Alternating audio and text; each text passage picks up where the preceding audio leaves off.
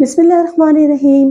السلام علیکم، میں راحیلہ وحید ایک نئے ٹاپک کے ساتھ پاکستان انسائٹس میں آپ کو ویلکم۔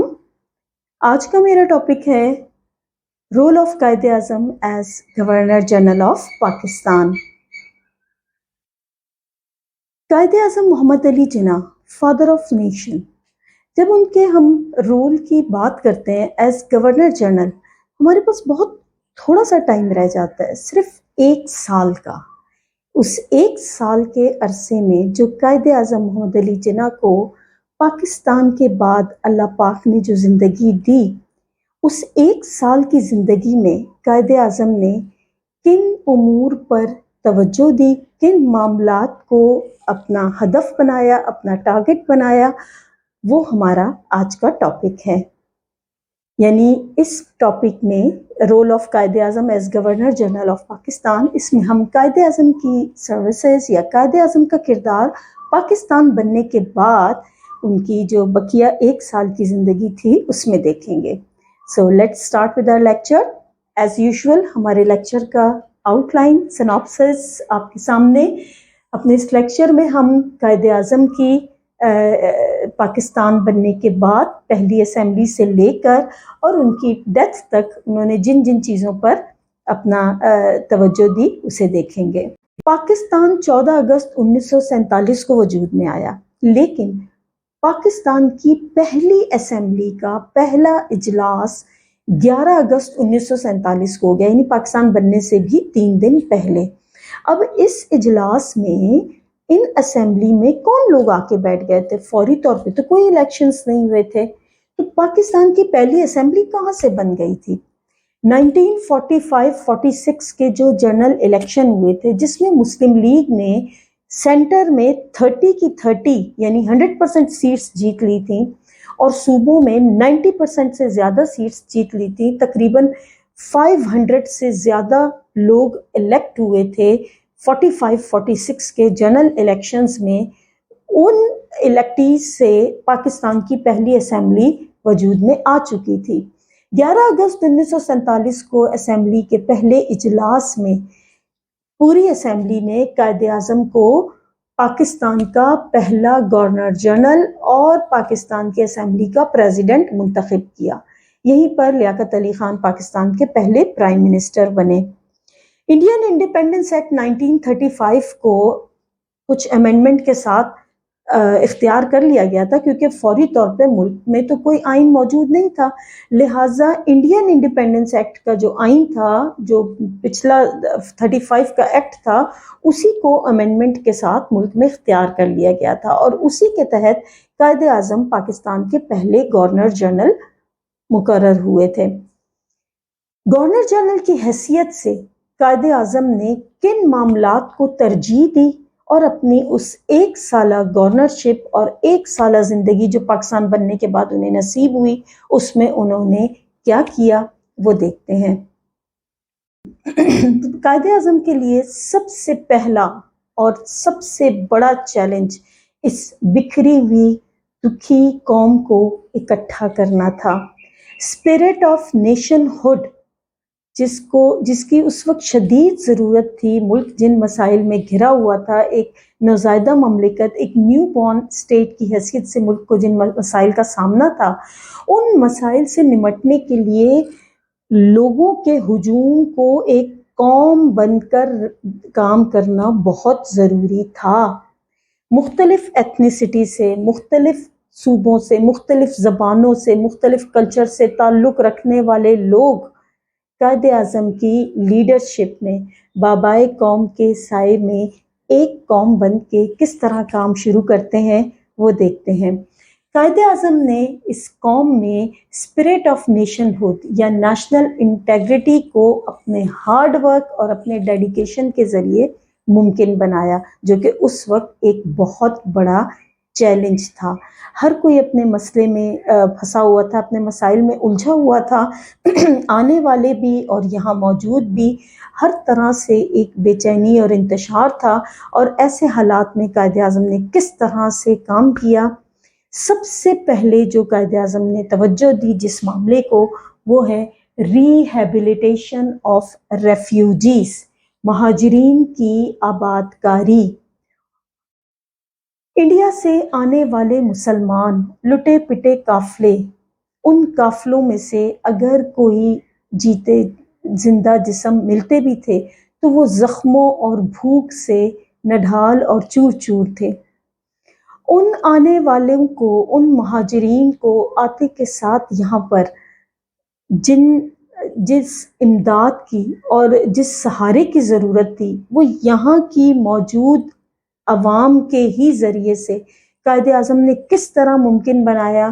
لاہور میں اکتوبر 30 کو، 30 اکتوبر 1947 کو قائد اعظم نے جو پہلا ایک پبلک میٹنگ سے خطاب کیا، اس میں قائد اعظم نے مہاجرین کی آباد کاری کے لیے پاکستان کی عوام سے مدد مانگی اور لوگوں کو یہ احساس دلایا اور اویئر کرایا کہ ان کی مدد کے بغیر حکومت ان تمام مسائل سے اکیلے نہیں نمٹ سکتی۔ پشاور میں اسٹوڈنٹس کے ایک جلسے سے مخاطب کرتے ہوئے قائد اعظم نے طلباء کو یہ ایڈوائز کی، طالب علموں کو یہ نصیحت کی کہ بحیثیت یوتھ، بحیثیت نوجوان، بحیثیت طالب علم، ان کا جو کردار پاکستان بنانے کے لیے ضروری تھا وہ ادا کر چکے، پاکستان بن گیا۔ اب طلباء کو سیاسی سرگرمیوں کے بجائے اپنی تمام تر توجہ تعلیم کے حصول پر دینی چاہیے تاکہ وہ اس نوزائیدہ اور نئی مملکت کی اسٹیبلٹی میں، اس کی ترقی میں، اس کی پروگریس میں، اس کی ڈیولپمنٹ میں، اس کی پراسپیرٹی میں اپنا کردار ادا کرنے کے لیے تیار ہو سکیں۔ یہ قائد اعظم کی طلباء کو واضح نصیحت تھی کہ وہ اپنے آپ کو سیاست سے دور رکھیں۔ پھر setting up an administrative machinery and advice to the government officers، 11 اکتوبر 1947 کو، یعنی تقریباً ایک مہینے کے بعد ہی قائد اعظم نے گورنمنٹ آفیسر سے خطاب کرتے ہوئے اور پھر اس کے بعد دوبارہ مارچ 25 کو 1948 میں قائد اعظم نے گورنمنٹ آفیسر سے خطاب کیا۔ ان گورنمنٹ آفیسرس کو ہارڈ ورک، ڈیڈیکیشن کی تلقین اور تاکید کے ساتھ قائد اعظم نے ان پر یہ واضح کیا کہ آپ جو سول سرونٹس ہیں، آپ گورنمنٹ کے اور عوام کے نوکر ہیں، آپ ان کے لیے سپورٹیو ہیں، آپ کو ان کی مدد کرنی ہے۔ اس وقت ملک کے تمام عوام پریشان ہیں اور بحیثیت گورنمنٹ آفیسرز آپ لوگوں کا فرض ہے کہ آپ عوام کی خدمت کے لیے اپنے آپ کو ہمیشہ آگے رکھیں، تیار رکھیں۔ آپ رولنگ کلاس نہیں ہیں، آپ حکومت کے اور عوام کے سرونٹس ہیں۔ عوام کی مرضی سے جب بھی جو بھی حکومت منتخب ہو کر آئے گی، آپ نے اس حکومت کو فالو کرنا ہے۔ اس ایڈمنسٹریٹو مشینری کے قیام میں کراچی کو پاکستان کا پہلا کیپٹل بنایا گیا اور قائد اعظم کے ان خطابات کے نتیجے میں ہی گورنمنٹ آفیسرز میں ایک جذبہ حب الوطنی بیدار ہوا اور ان لوگوں نے والنٹریلی آگے بڑھ کر اپنی حکومت کے لیے، اپنے ملک کے استحکام کے لیے کام کرنا شروع کیا۔ ایک اور اہم بات جس پر قائد اعظم نے توجہ دی وہ تھا ٹو اوائڈ پروونشلزم اور ٹو نیگیٹ پیروشیلزم، صوبائیت سے گریز۔ قائد اعظم نے اپنے 15 جون 1948 کے خطاب میں یہ واضح کیا کہ اب ہم صرف اور صرف پاکستانی اور مسلمان ہیں۔ اگر ہم سندھی، پنجابی، بلوچی، پٹھان اور بنگالی بن کر رہیں گے تو پاکستان ٹوٹ جائے گا۔ پاکستان کے استحکام کے لیے، پاکستان کے قائم رہنے کے لیے ضروری ہے کہ پاکستان میں رہنے والے صوبائیت سے گریز کر کے وفاقیت میں آئیں اور اپنے آپ کو ایک ملک کا، ایک قوم کی حیثیت سے رہیں، اپنی جو ایتھنیسٹی ہے، اپنی جو لوکل وابستگی ہے اس کو بھلا کر صرف اور صرف پاکستانی بن کر رہیں۔ اور دیکھیے یہ کتنا اہم پوائنٹ ہے۔ بعد میں جا کر ایسٹ پاکستان کا ہم سے الگ ہو کر بنگلہ دیش بننا ثابت کرتا ہے کہ واقعی جب صوبائیت کو فروغ دیا گیا تو صوبہ الگ ہو کر الگ ملک بن گیا۔ تو قائد اعظم نے بڑے بر وقت یہ ایک ایڈوائس کی تھی، ایک لوگوں کو ایک نصیحت کی تھی کہ وہ صرف اور صرف پاکستانی بن کر سوچیں۔ اس کے بعد دو بہت ہی امپورٹنٹ اسپیکٹس ہیں جس پر قائد اعظم نے بہت کم وقت میں بہت زیادہ توجہ دی۔ Economic policy, state bank of Pakistan کی انوگریشن تھی جولائی 1948 کو۔ اس موقع پر قائد اعظم نے خطاب کرتے ہوئے یہ فرمایا کہ پاکستان میں وہ معاشی نظام قائم کیا جائے گا جو ویسٹ سے، مغرب سے بالکل مختلف ہوگا، جو اسلام کے ایکویٹی، ایکویلٹی اور سوشل جسٹس پر بیس کرے گا، جو اسلام کے اصولوں پر بیس کرے گا، اس لیے کہ ہم پاکستانی مسلمان مغرب کے پیش کردہ معاشی نظام کو فالو کرنے میں ہماری بھلائی نہیں ہے۔ مغرب کا جو یہ سرمایہ دارانہ نظام ہے یہ دوسرے ملکوں کی معیشت کو کھا جائے گا، لہٰذا ہمیں اپنے معاشی اصول اپنے مذہب کے مطابق مرتب کرنے کی ضرورت ہے۔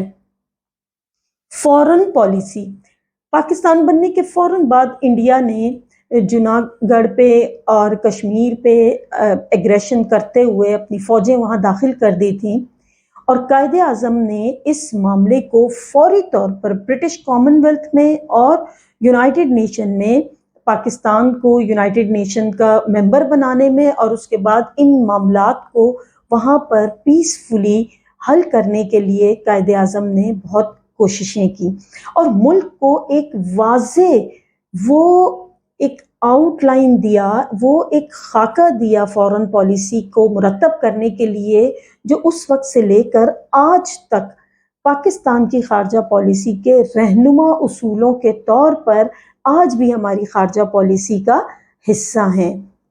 قائد اعظم کی بہت مختصر زندگی تھی۔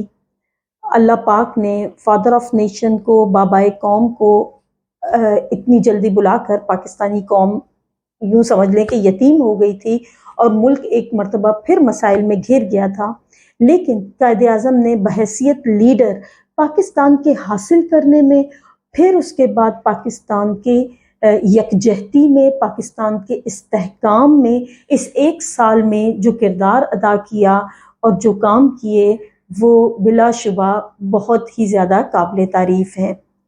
قائد اعظم کے کردار کو سمجھنے کے لیے یہ سارے وہ معاملات ہیں جن کا پاکستان کو اس وقت بہت بڑے گمبھیر مسائل کی حیثیت سے سامنا تھا، اور قائد اعظم نے اپنی بیماری اور اپنی خراب صحت کے باوجود دن رات کام کر کے ان معاملات سے، ان مشکلات سے پاکستان کو نکالنے کی اپنی پوری بھرپور کوشش کی۔ آج پاکستانی قوم ہونے کے ناطے اگر ہم قائد اعظم کی جو یہ اس وقت کی نصیحتیں ہیں، جو اسٹوڈنٹس کو ہیں، جو گورنمنٹ آفیسرس کو ہیں، جو پاکستانی قوم کو ہیں، اگر آج ایک مرتبہ پھر ہم انہیں گو تھرو کر لیں، اگر ہم ایک مرتبہ پھر ریویو کریں ان ساری چیزوں کو، تو یقیناً ہم آج بھی ملک اور قوم کو درپیش مسائل جو ہیں ان سے باہر نکل سکتے ہیں۔ قائد اعظم کے کردار کو ہم نے دیکھا، سمجھا۔ اللہ تعالیٰ سے دعا ہے کہ ہمارے ملک کو جن مسائل میں وہ گھرا ہوا ہے اس سے اللہ پاک نجات دیں، اور قائد اعظم کو اس جہان میں بھی بہت اونچا مقام عطا کریں۔ اپنا بہت سارا خیال رکھیے گا۔ انشاءاللہ تعالیٰ نئی ٹاپک کے ساتھ، نئے لیکچر کے ساتھ آپ سے پھر ملاقات ہوتی ہے۔ چینل کو سبسکرائب کر لیجئے، کمنٹس ضرور کیجئے، لائک کیجئے، اگر آپ کو اچھا لگا شیئر کیجئے، تاکہ آپ تک میری جو مزید آنے والی ویڈیوز ہیں وہ آپ کو ملتی رہیں۔ اپنا بہت سارا خیال رکھیے، انشاءاللہ آپ سے پھر ملاقات ہوتی ہے۔ اللہ حافظ۔